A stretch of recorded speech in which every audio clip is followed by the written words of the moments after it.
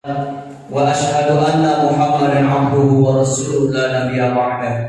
Allahumma shalli ala sayyidina Muhammadin wa ala alihi wa ashabihi ajma'in, amma ba'du. Pertama-tama marilah kita panjatkan puji syukur kita dumateng Allah Subhanahu wa taala yang alhamdulillah kita sedoyo pada sore hari ini masih diberikan nikmat oleh Allah, baik itu nikmat iman, Islam, dan juga nikmat panjang umur, sehingga kita semuanya pada sore hari ini masih bisa menambah amal soleh kita. Yang pertama yaitu silaturahim, kemudian yang kedua kita bersama-sama thalabul ilmi. Mudah-mudahan dengan wasilah ini semuanya Allah segera mengabulkan segala maksud, impian, tujuan, dan cita-cita kita semuanya. Amin ya rabbal alamin. Dan tak lupa lagi salawat dan salam semoga Allah limpahkan pada junjungan kita yakni habibana wa nabiyyana Muhammad sallallahu alaihi wasallam. Bapak Ibu jemaah Masjid Al-Ikhlas yang dimuliakan Allah Subhanahu wa taala, saya di sini akan mengambil tema, yaitu tema yang sangat luar biasa ya. Judulnya apa? Yaitu 9 keturunan setan. Jadi apa Bu? 9 keturunan setan. Saya ambil dari syarah kitab Nasha'il Ibad karangan Imam Nawawi Al-Bantani. Jadi Umar bin Khattab radhiyallahu anhu berkata, Inna dzurriyyata syaitani, sesungguhnya keturunan setan itu tis'atun, ada 9. Jadi ada berapa Bu? Ada 9. Ternyata setan itu mempunyai keturunan ya, seperti kita sama ya. Yang pertama adalah wazalituna, yaitu setan zalitun ya. Jadi apa Pak? Setan zalitun ya. Fa amma zalituna, maka adapun setan zalitun, fa huwa, maka adapun setan zalitun itu sohibul aswaqi, ini tugasnya menggoda para penghuni pasar. Nah ini Bapak Ibu semuanya yang punya bisnis di pasar, hati-hati dengan yang namanya setan zalitun. Di sini terangkan Bapak Ibu semuanya, setan zalitun ini menyuruh untuk melakukan kedustaan, penipuan, kemudian memuji-muji barang dagangannya, selanjutnya mencurangi timbangan atau takaran dan sumpah palsu. Nah jadi Bapak Ibu semuanya, ketika kita di pasar ya selalu berdoa kepada Allah supaya apa? Supaya terhindar dari yang namanya godaan, yaitu setan zalitun. Ya, ini ada pun di pasar Giwangan, tidak usah saya sebutkan sebagaimana pasarnya. Jadi ada tetangga saya punya bisnis catering ya. Kebetulan beliau punya orderan, yaitu suruh membuat rendang sapi ya. Kalau rendang sapi pasti itu semuanya tidak lepas dari yang apa namanya santan ya? Santan kelapa. Kebetulan ordernya banyak Bu, jadi membutuhkan santan kelapa sekitar 35 kilo. Nah kemudian dia order ya ke pasar Giwangan di sini. Setelah di order dapat santannya itu kelapanya, paruan kelapa 35 kilo, terus kemudian dicampur ya, diolah dari pagi sampai siang, kok tidak jadi ya. Ternyata dicek ya, ada campuran paru dan singkong. Tahu singkong? Singkong warna putih kan? Itu jadi dicampur, jadi nggak jadi Pak rendangnya itu. Nah ini supaya apa? Supaya dia mengambil keuntungannya Pak, yang banyak dicampur dengan apa? Dan singkong itu. Nah makanya kita harus hati-hati. Kemudian kedua Ibu semuanya, keturunan setan yang kedua yaitu adalah wasin ya. Setan apa Bu? Wasin. Jadi pakai ta, wasin. Wa amma wasinu, dan adapun setan wasin, fahuwa, maka adapun setan wasin itu sohibul musibah, ini tugasnya menggoda para atau orang-orang yang terkena musibah ya. Di sini dijelaskan dalam syaratnya, Setan pasti bertugas menggoda manusia yang tertimpa musibah agar tidak bersabar, sehingga yang bersangkutan berteriak histeris, menampar-nampar pipinya. Jadi bisa kena musibah, dapat musibah, setan datang menggoda supaya apa? Supaya tidak bersabar. Tuh. Kita dapat musibah, diberikan sakit, ya. Terus kemudian diberikan ujian apalagi, mungkin keluarganya kena musibah juga, atau mungkin tokonya kebakaran, atau mungkin bisnisnya bangkrut, ya. Nah di sini setan menggoda. Maka di sini Bapak Ibu semuanya, ketika kita mendapatkan musibah dari Allah Subhanahu Wa Taala, jangan lupa berpikir kepada Allah. Ya, sehingga apa?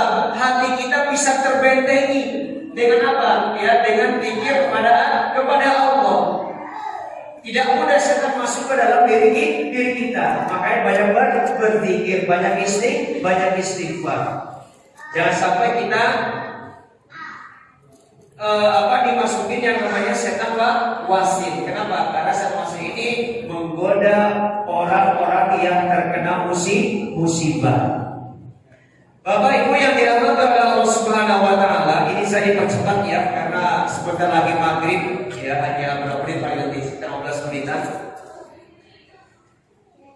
Yang ketiga, keturunan setan yang ketiga adalah lakus.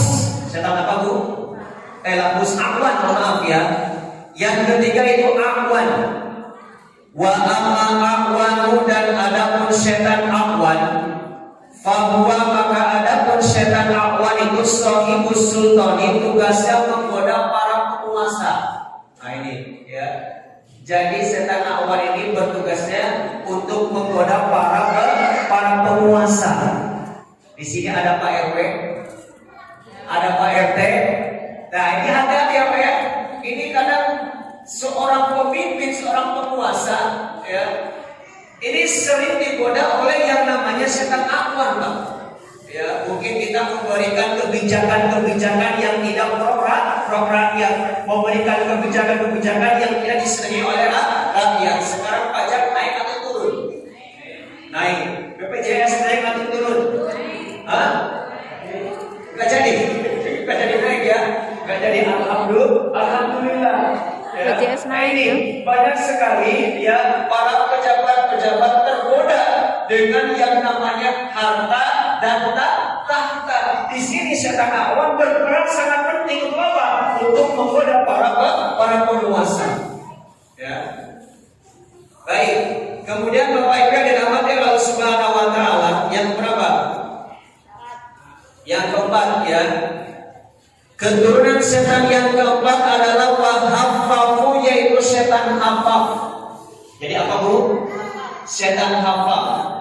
Wa amma haffafu, dan adapun setan hafaf, fahuwa maka adapun setan hafaf itu sahibus syarabi. Ini tugasnya menggoda agar manusia selalu meminum minuman keras. Nah ini, sekarang tidak hanya minuman keras Pak Bu, tapi apa? Oplosan. Sekarang minuman keras dicampur dengan apa? Obat nyamuk baygon, dicampur dengan ekstra jos. Supaya apa? Supaya memberikan kenikmatan kematian mungkin. Betul tidak? Gara-gara apa? Gara-gara minuman keras, oplosan, ya, akhirnya meninggal dunia. Nah ini tugasnya setan. Maghrib ya? Berapa menit? Ya.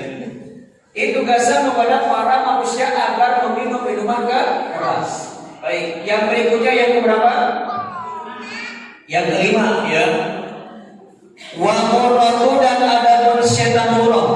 Wa amma murratu, dan adapun setan murrah, fa huwa maka adapun setan murrah itu sahibul mazamir, itu tugasnya menggoda manusia agar asik bermain seruling. Tahu seruling? Ya, seruling. Jadi kalau kita sudah menikmati ya tiupan seruling, biasanya lupa dengan kewajiban kepada Allah. Ya, sholat jadi lupa, ya kan? Yang lain juga jadi lupa. Nah, terus digoda oleh setan. Ini tugasnya setan murah itu menggoda orang-orang agar ya menikmati seruling ya atau alat musik berikut nyanyiannya. Kalau orang sudah enak menikmati musik kan luar biasa ya kan, daripada apa? Daripada membaca Al-Qur'an.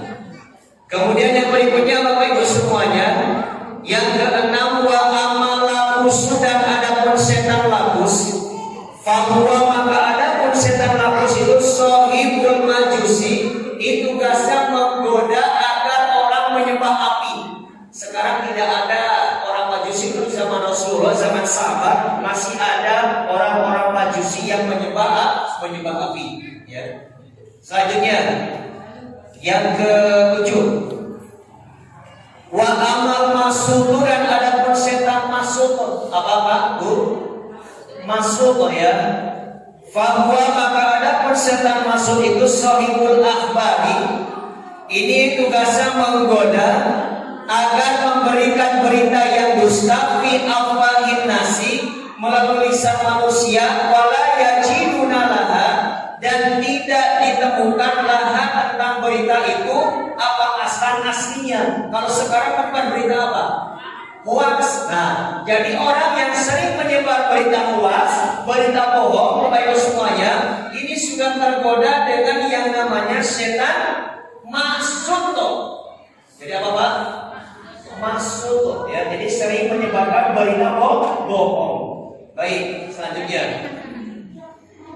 Wa amandasimu, dan adapun setan dasim. Nah, ada budasim? Enggak ada. Ada budasim? Enggak ada. Jadi dasim ini nama setan. Tugasnya apa? Fahuwa, maka adapun setan dasim itu sohibul buyuti, ini menggoda para penghuni rumah. Idza dakhala, apabila masuk siapa arujul seseorang, al-mansila, ke dalam rumahnya, walam yusalim, dan tidak mengucapkan salam, walam yadhkar asmallahi ta'ala, dan tidak pernah mengucapkan asma-asma Allah Subhanahu wa taala, aw wa'a bima bainahum, atau setan tersebut menjadikannya penghuni rumah itu apa? Al-manasi'ata, perselisihan ya, hatta yang sehingga terjadi apa atau laku perceraian, wal khulu, dan hulu, wal dorbu, dan pemukulan atau KDRT, kekerasan rumah tangga. Nah, jadi Bapak Ibu semuanya, kalau di rumah kita ya sering terjadi padu cekcok dengan suami istri, ini berarti penghuni rumah tersebut sudah terkena dengan yang namanya setan dasim. Bagaimana cara menghilangkan supaya setan dasim ini tidak ada rumah kita? Ketika masuk rumah dibiasakan ucapkan salam. Tolong sampaikan kepada anak kita, kepada kita selalu mengucapkan salam. Yang kedua apa? Bacakan asma Allah, bacakan Al-Quran di rumah. Supaya apa? Supaya setan yang hilang. Bu, Pak, kadang kita di rumah sering padu dengan istri, dengan suami, ya, sehingga di sini terjadi apa? Setannya senang ketika padu, teruslah hatta yakwa, sehingga terjadi apa atau laku perceraian, ya kan? Wal khulu, dan khulu, tahu khulu tidak Bu? Khulu ini seorang istri meminta cerai pada suaminya, ya. Jadi seorang istri minta cerai sama suaminya. Wadorbu, dan pemukulan KDRT, kekerasan dalam rumah tangga. Makanya di rumah selalu ucapkan, ketika masuk rumah ucapkan salam, dan sering-sering membaca ayat-ayat Al-Quran. Supaya apa? Supaya setan yang ada dalam rumah itu setan hilang. Dan yang terakhir Bapak Ibu semuanya, wa amma walhanu, dan ada setan walhan, fahuwa, maka adapun setan walhan itu yuwaswisu fil wudu'i, dia tugasnya mengacaukan manusia fil wudu'i, dalam wudu, wassolati, dan sholat, wal ibadah, dan ibadah.